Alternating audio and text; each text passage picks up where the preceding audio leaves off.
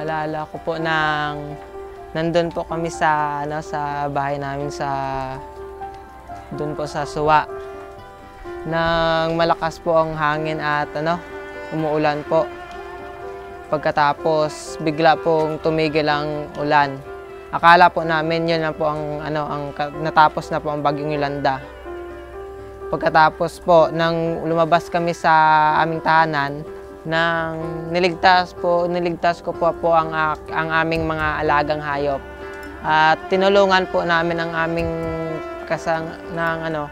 katabi po ng aming bahay na may may sakit, paralisado po sa hindi siya makalakad. Pagkatapos nang dumating po ang aking ama upang sakluluhan po kami. At nang dinala niya po kami sa may mataas po na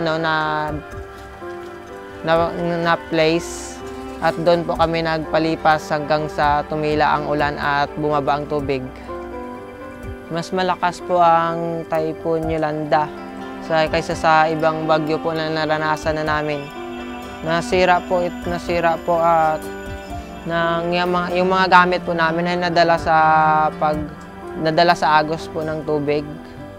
Binigyan po kami ng Caritas ng mga pala, banig, iba pa po, at yung mas importante po yung bahay na binigay po sa amin.